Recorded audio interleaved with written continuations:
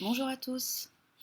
Donc une autre vidéo pour les débuts de parcours. Donc je pense que là je vais en faire une petite série de vidéos pour les débuts de parcours avec différents oracles et voir qu'est-ce que on nous dit, qu'est-ce qu'on me guide de vous informer, de vous transmettre pour les personnes qui sont en début de parcours de moitié d'âme. Voilà. Moitié d'âme, je m'entends. Sur le web, internet, tout ça, on appelle ça flamme jumelle, âme jumelle. Pour moi, il peut y avoir aussi des personnes en âme sœur qui sont en relation sentimentale et qui, au moins par certains aspects, sont invitées dans ce parcours d'éveil. Voilà, parce que c'est un parcours d'éveil et de développement personnel. Sachant que après on apprend que quand on rentre dedans dans ce monde, on apprend qu'effectivement âme sœur, tout le monde n'est toutes les relations euh, d'âme sœur ne sont pas nécessairement sentimentales. Pareil, je vous invite à bien faire attention à différencier les parcours de moitié d'âme des parcours de relations toxiques. Dans les parcours de moitié d'âme, c'est très éprouvant. Très déstabilisant, c'est des montagnes russes, j'ai pas d'autre mot que éprouvant, vraiment très éprouvant. Mais il y a un développement personnel. On détruit ce qui ne nous convient pas. Ce n'est pas l'autre qui nous détruit. Euh, et encore, ce que je viens de dire, c'est terrible, mais c'est parce que nous-mêmes, en fait, on se met dans cette situation-là. On est co-créateur, hein, on est co-responsable. Mais mais l'autre ne fait qu'appuyer sur le petit bouton pour nous pousser à travailler ce qu'on doit travailler. Donc, dans les relations toxiques, on ne va jamais bien. Je veux dire, on peut être un peu joyeux, on peut être content évidemment, surtout quand l'autre nous montre son amour parce qu'on est en pleine dépendance affective et qu'on dépend de l'amour de l'autre pour s'aimer, n'est-ce pas? Dans un parcours de moitié d'âme, ça, par exemple, ça ne marche absolument pas. Si on ne s'aime pas soi-même, l'autre ne nous montre absolument aucun signe d'affection. Donc voilà. Voilà, non, sans rire. Enfin voilà, je voulais pas. Bah si, rions. Moquons-nous aussi de nous-mêmes. Bref, bah tiens, j'ai une carte qui a sauté. La mort. Voilà, c'est la mort de quelque chose pour renaître à autre chose. Très bien, c'est une très belle carte. Donc juste pour terminer, un parcours de moitié d'âme, c'est détruire ce qui ne nous convient pas, nous amène, nous pousse, on est obligé, hein, il n'y a pas d'autres possibilités, on est au pied du mur pour déconstruire ce qui ne nous convient pas dans notre vie. Que cela soit dans notre vie quotidienne, dans notre environnement matériel, hein, manifesté, et dans notre intériorité. Donc voilà, j'insiste parce que du coup, autant en fin de parcours, je ne le dis pas tout le temps, je l'ai juste indiqué en bas de mes vidéos, autant en début de parcours, il me semble très très important de faire bien attention et je vous invite vraiment à votre discernement pour faire la différence entre une relation de moitié d'âme et une relation toxique, parce que les deux sont très éprouvantes. Voilà pourquoi. D'ailleurs, il n'y a pas que moi qui vous... Tout le monde. Tout le monde vous le dit parce que les deux sont extrêmement éprouvantes. Et c'est vrai que une relation de moitié d'âme, parfois, peut paraître un peu toxique, hein. Mais la grande différence, c'est qu'elle purifie, tout simplement. Elle purifie nos vibrations, nos énergies, notre état, notre être, notre manière de faire dans le monde, notre tout. Voilà, c'est la mort. Elle est là pour nous faire quitter ce qui ne nous convient pas dans notre vie, pour nous dégager de tout ce qui ne nous convient pas dans notre vie, à commencer, avant la matière, à commencer par ce qui ne convient pas chez nous. Nos dépendances, nos blessures, nos peurs, tout ça va être amené à partir, à se dégager de nous. Le non-respect de soi, ça c'est plus possible. En fin de parcours, il n'est plus possible de se manquer de respect et de ne pas savoir mettre des limites à soi et aux personnes. Donc, c'est la mort de tout ça. C'est la mort du manque de confiance en soi, c'est la mort du manque d'estime de soi, c'est la mort de nos dépendances, je vous l'ai dit, donc des peurs, des blessures, des dépendances, de tout ce qui nous assombrit, de tout ce qui nous encombre et ne nous permet pas de fleurir. Et la mort, c'est aussi la carte de la renaissance. Donc, c'est pour permettre justement à cette fleur que nous sommes de renaître, pour lui permettre de se remettre dans son chemin de vie, dans ce qu'elle est. C'est quitter un chemin de vie, des décisions qu'elle a prises, des engagements qu'elle a pris qui ne lui conviennent pas. Donc souvent, une moitié d'âme est amenée par exemple à changer radicalement sa vie. Et quand je parle de changer radicalement sa vie, les guidances par exemple, ça c'est quelque chose qui a changé radicalement dans ma vie. Je ne faisais absolument pas de guidance, même si quand j'étais petite avec ma cousine, on était très porté sur tout ce qui est ésotérique.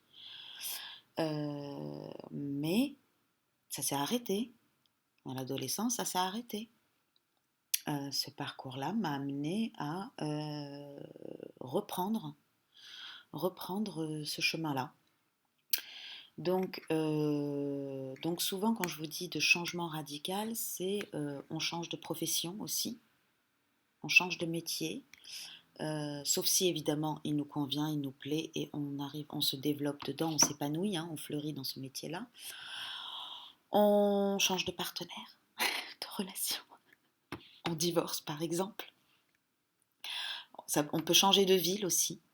Bref, on change carrément de vie. Voilà, on renaît à une nouvelle vie. Alors, on y va. Je vais reprendre la triade donc parce que c'est un très bon oracle sur le parcours des moitiés d'âme.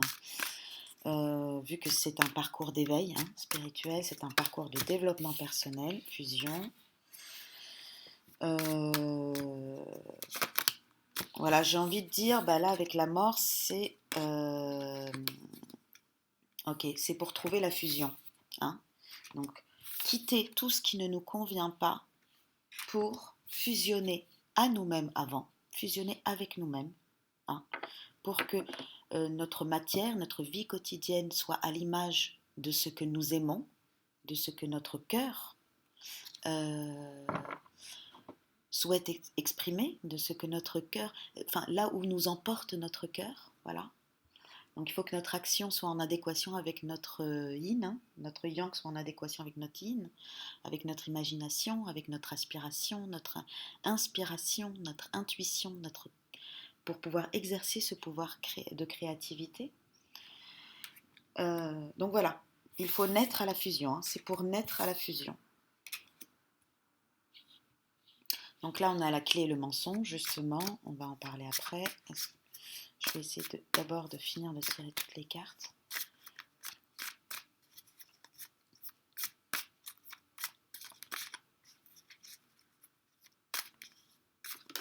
La page.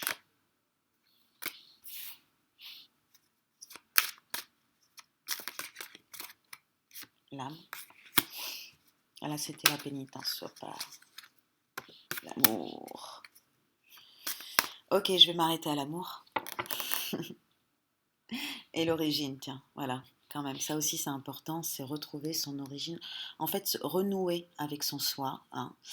Et c'est aussi donc reprendre son chemin de vie. Ce pourquoi nous existons. Reprendre notre existence en main. Et aussi, je pense à Racine, c'est aussi se reconnecter à cette connaissance de qui nous sommes. Voilà. Hop. Donc, avec les clés et les mensonges.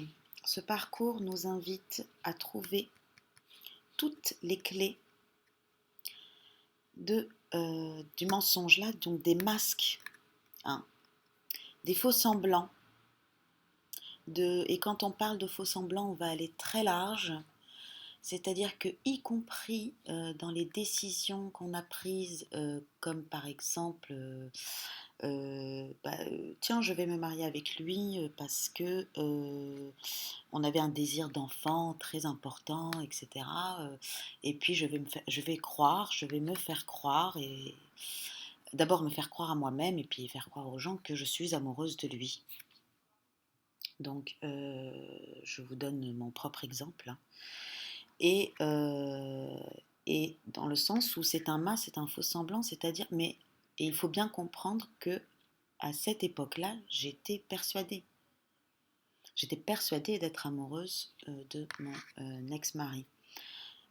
C'est après que j'ai compris que ce n'était pas de l'amour, mais le désir d'enfant et la peur de ne plus pouvoir, d'être trop âgée pour en avoir l'opportunité de vivre cette expérience. Donc là, ce parcours en fait nous oblige à nous dégager de tous les faux semblants, de toutes les carapaces qu'on s'est mises. Donc là, je vous ai parlé d'un schéma de pensée limitant, hein, d'un schéma de croyance limitant, qui m'a limité aussi dans ma conception de l'amour et dans ma perception de l'amour, hein, de ce qu'est l'amour, de ce que n'est pas l'amour. Donc l'amour n'est pas raison, hein, il n'y a pas de raison en fait à l'amour. On n'aime pas parce que. On aime s'il y a un parce que. Faut se poser la question. Est-ce que c'est de l'amour vraiment, ou est-ce que c'est pas un faux semblant, un masque, une raison qu'on se donne d'aimer? Voilà. Donc il faut sortir de tout ça, de tous ces masques qu'on se met vis-à-vis de l'amour, de toutes ces carapaces aussi. Je pense notamment, donc là aussi c'est valable tant pour le féminin que le masculin, la peur d'aimer, la peur d'aimer, la peur de se perdre dans l'amour. Voilà. La croyance, encore, c'est une croyance limitante que aimer, c'est perdre son soi, c'est perdre de sa souveraineté, c'est perdre de son être, c'est perdre de sa liberté. Tout ça, ce parcours-là, hein, c'est la clé pour nous permettre de sortir de tous ces masques. Masque aussi, ça peut être de manière un peu plus terre à terre, un peu moins, je veux dire là, dans le développement de soi, etc.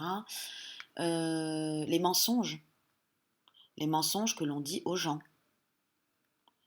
Quand on dit ça va, je vais bien, euh, alors qu'en fait, à l'intérieur, on est extrêmement triste ou extrêmement en colère, mais qu'on n'a pas envie d'en parler. Et pareil, ce parcours, c'est la clé de l'authenticité de soi, de revenir à soi et l'authenticité de soi. Et y compris d'apprendre à dire fuck, merde, et ne plus être obligé ou se sentir obligé de sortir de tous ces faux semblants de on est obligé de, c'est comme ça que ça doit être, on doit être comme ça, tatiti, tatata, tatata, tatata. La clé de ce parcours, c'est nous amener vers l'authenticité de soi. Donc quitter ces masques, quitter le mensonge. Parce qu'en fait, on se ment à soi-même. Tout simplement. En mentant aux autres, on se ment à soi-même. Et lorsqu'on se ment à soi-même, on n'est pas dans l'alignement de soi. On ne s'écoute pas. Et on ne permet pas à notre être de nous exprimer et de s'épanouir et de fleurir. Et pareil, si notre être il est en colère, ou il est triste, ou il a peur, il faut l'accueillir et le laisser s'exprimer. Il faut tout simplement lui dire « Je t'écoute. Je t'écoute. Qu'est-ce que tu as à me dire ?»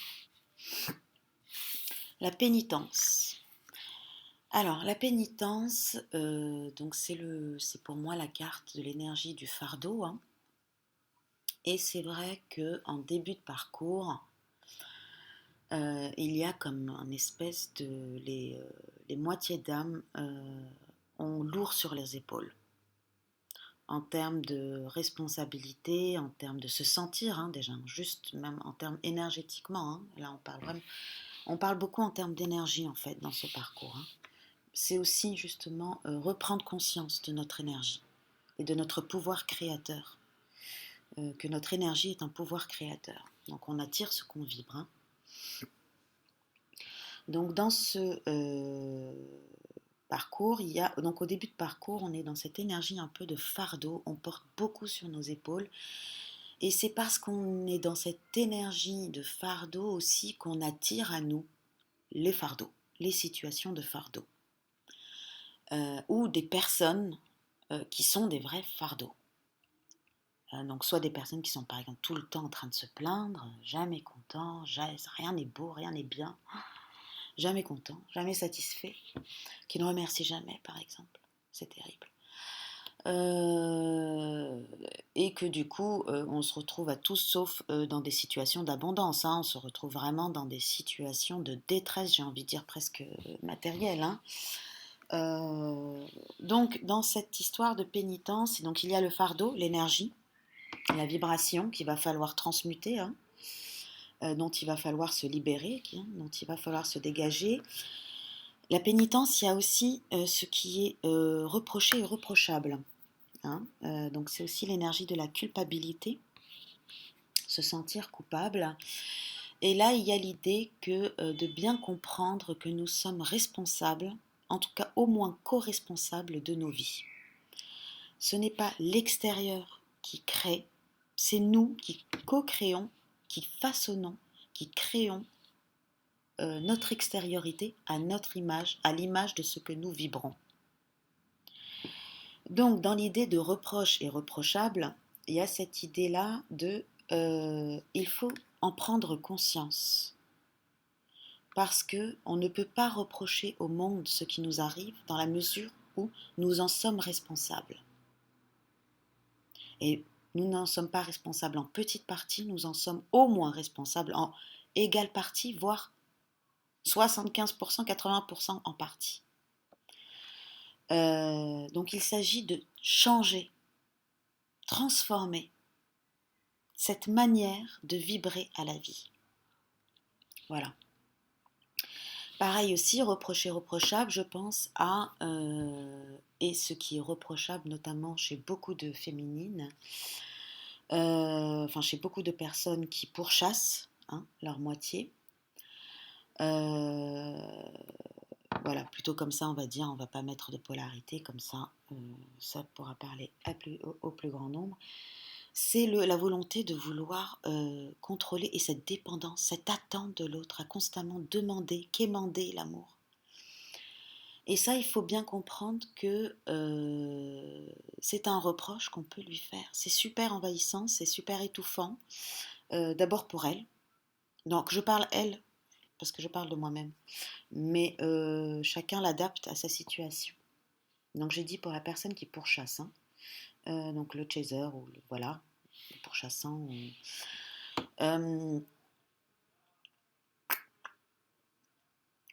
Par exemple, cette autorité à exiger de son autre qu'il lui réponde. Et on l'a toutes fait, hein, avec 10 messages par jour. Alors, j'ai pas jamais envoyé 10 messages par jour, la vérité. Mais j'imagine que j'aurais très bien pu le faire sans aucun problème. Je m'imagine très bien le faire, il n'y a pas de souci. Même si je ne l'ai pas fait, ne vous inquiétez pas, j'ai probablement fait bien pire. Bref, donc il y a cette idée de... il y a un côté un peu autoritaire, quoi, comme ça. Hein. Et tout simplement, ce côté autoritaire est très révélateur de sa dépendance affective. Voilà. Donc ce qui lui est reproché, à l'un et à l'autre, hein, là je parle de la féminine parce que c'est aussi pour vous inviter, pour vous donner quelques clés à mettre le doigt sur ce qu'il y a à travailler de manière vraiment, vraiment, j'ai envie de dire presque urgente et fondamentale. Hein, fondamentale. Du coup, pourquoi donc voilà, donc il faut bien qu'elle prenne conscience et qu'elle accepte hein, au lieu de toujours reprocher à son autre les choses, qu'elle prenne conscience aussi de ce qui peut lui être reproché, de ce qui lui est reprochable, pour pouvoir s'en dégager. Hein. Il ne s'agit pas de rester dans cette énergie de la pénitence, hein, de la culpabilité, non, il s'agit de s'en dégager, de la transformer. Mais pour la transformer, euh, il faut déjà comprendre la situation. Il faut déjà comprendre qu'est-ce qu'il y a à transformer. Voilà. Là, je vais passer à autre chose, mais il y a énormément de choses à dire hein, sur cette carte de la pénitence.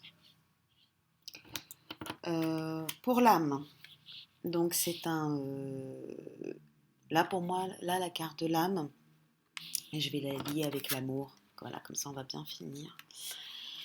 C'est l'idée de renouer avec son soi, renouer avec son âme, renouer avec sa guidance, hein, l'écoute de soi, renouer avec sa guidance, son GPS personnel, individuel, propre à soi.